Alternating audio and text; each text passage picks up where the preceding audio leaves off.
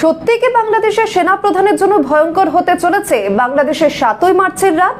এবং প্রশ্ন উঠছে, এখন তো সেনা প্রধান দেশের বাইরে রয়েছেন, কিন্তু তিনি কি দেশে ফিরতে পারবেন, নাকি পাকিস্তানে 1999 পারভেজ মুশাররফ এবং নওয়াজ শরীফের দ্বন্দ্ব প্রকাশ্যে আসবে ওয়াকার ইউনুসের মধ্যে দিয়ে? অপেক্ষার আর একটা দিন। এখন নানা মহলে জোর চর্চা শুরু হয়েছে, বাংলাদেশেও কি পাকিস্তানের 1999 স্মৃতি ফিরে আসবে? মুশাররফ এবং নওয়াজ শরীফের সেই সেনা এবং সরকারের মধ্যে চরম সংঘাত দেখা যাবে কি বাংলাদেশের সেনাপ্রধান ওয়াকার এবং ইউনুসের মধ্যে? সবাই জানেন যে সরকারি কাজে সেনাপ্রধান ওয়াকার সোমবার 3রা মার্চ সেন্ট্রাল আফ্রিকান রিপাবলিকানে গিয়েছেন, যেখানে রয়েছে রাষ্ট্রপুঞ্জের শান্তি সেনায় বাংলাদেশের 5টি কন্টিনজেন্ট। সেখানে কি এমন হলো যে দেশের এই ভয়ঙ্কর পরিস্থিতিতেও সেনাপ্রধানকে দেশ ছেড়ে আফ্রিকা চলে যেতে হলো? অনেকেই বলছেন আসলে সেনাপ্রধান দেশ ছেড়ে পালিয়েছেন বা চক্রান্ত করে তাকে দেশের বাইরে পাঠানো হয়েছে। ওয়াকার সাহেব নিজেরা দেখা যায় এখানে 5ই আগস্টে কত দুর্বৃত্তকে আশ্রয় দিচ্ছেন, বিভিন্ন রাজনৈতিক দলের কেন্দ্রীয় আর স্থানীয় নেতারা কত আওয়ামী লীগ দুর্বৃত্তদের আশ্রয় দিচ্ছেন। কারণ সেনাপ্রধান যতক্ষণ দেশের মাটিতে থাকবেন ততক্ষণ তার হাতেই থাকবে সেনা কমান্ড। তাই তার হাতে সেই কমান্ড যাতে না থাকে তার জন্য তাকে আফ্রিকায় অবস্থিত বাংলাদেশ শান্তি সেনার 5টি কন্টিনজেন্ট পরিদর্শন করতে পাঠানো হয়েছে। আবার কেউ বলছেন তিনি আফ্রিকায় ক্লিনিক উদ্বোধন করতে গিয়েছেন। এসবের মধ্যে প্রধান যে বিষয়টি উঠে আসছে তা হয়তো সেনা প্রধানকে দেশে ফিরতে নাও দেওয়া হতে পারে, যেমনটি হয়েছিল 1999 সালে পাকিস্তানে। তৎকালীন পাকিস্তানের সেনাপ্রধান পারভেজ মুশাররফ শ্রীলঙ্কা থেকে ফেরার সময় তার প্লেনকে পাকিস্তানের মাটিতে নামতে নিষেধ করা হয়, কিন্তু সেনার মধ্যে মুশাররফের ঘনিষ্ঠ বেশি থাকায় সেনা অভ্যুত্থান ঘটে এবং নওয়াজ শরীফের গদি চলে যায়। বাংলাদেশে যেহেতু সেনা দ্বিধাবিভক্ত, তাই যদি এমন কিছু ঘটানোর পরিকল্পনা তদারকি সরকারের থেকে থাকে তবে কি হবে তা বলা মুশকিল।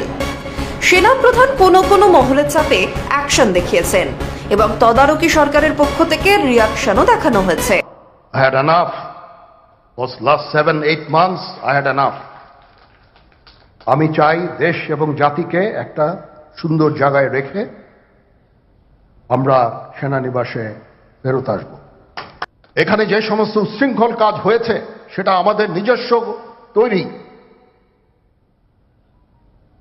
এটা আমাদের নিজস্ব ম্যানুফ্যাকচার, আমরা নিজস্ব এইগুলো তৈরি করেছি। এই বিপরীতমুখী কাজ করলে কেসে কখনো শান্তি শৃঙ্খলা আসবে না, এই জিনিসটা আপনাদের মনে রাখতে হবে।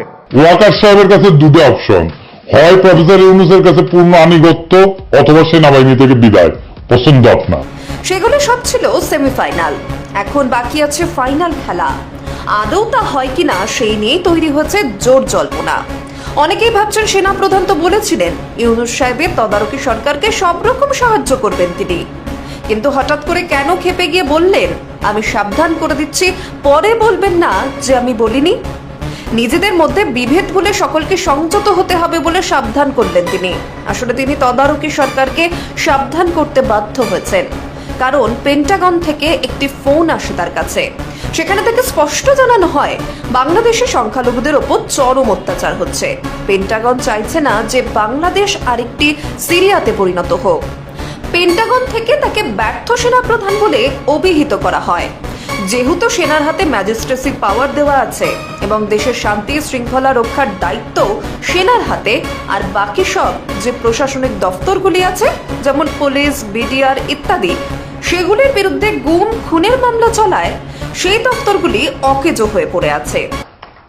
এই দেশের শান্তি শৃঙ্খলা রক্ষার দায়িত্ব খালি সেনাবাহিনীর না, 2 লক্ষ পুলিশ আছে, বিজিবি আছে, র্যাব আছে, আনসার বিডিপি আছে, আমার আছে হচ্ছে 30,000 সৈন্য। এদেরকে আমি এই যে একটা বিরাট ভয়েড, আমি এই 30,000 সৈন্য দিয়ে আমি কিভাবে এটা পূরণ করব? আজকে পুলিশ সদস্য কাজ করছে না, এটা বিশাল বড় কারণ হচ্ছে অনেকের বিরুদ্ধে মামলা, অনেকে জেলে। RAB, BGB, DGFI, NSI panicked. বিভিন্ন দোষারোপ, গুম খুন ইত্যাদি তদন্ত চলছে। অবশ্যই তদন্ত হবে, দোষীদের বিচারের আওতায় আনতে হবে, এমনভাবে কাজটা করতে হবে যেন এই অর্গানাইজেশনগুলো আন্ডারমাইন না হয়। তিনি যে বারবার বলছিলেন আমার হাতে মাত্র 30,000 সৈন্য আছে, সেটি আসলে শুধু দেশবাসীর উদ্দেশ্যে নয়, সেটি ওই পেন্টাগনকে উদ্দেশ্য করে বলেছিলেন যে আমি ওই অল্প সংখ্যক সৈনিক নিয়ে কি করব। তিনি এই কথা বারবার বলেছিলেন যাতে সেনার অক্ষমতা ঢাকা পড়ে এবং সহানুভূতি পাওয়া যায়। দেশের এই পরিস্থিতিতে তিনি যে দেশের বাইরে আছেন সেখানে দুটি বিষয় হতে পারে। এক, তিনি নিজে প্ল্যান করে সেখানে গিয়েছেন, সেখানে গিয়ে বাংলাদেশের যে সেনা রয়েছে সেই সেনা এবং শান্তি বাহিনী সেনাকে কিভাবে দেশে ঢোকানো যেতে পারে যাতে সেনার হাতে সব ক্ষমতা রাখা যেতে পারে। আর দ্বিতীয় বিষয়টি হলো হয়তো তিনি নিজের বিপদ বুঝেই পালিয়ে গিয়েছেন, হয়তো তিনি দেশে আর নাও ফিরতে পারেন।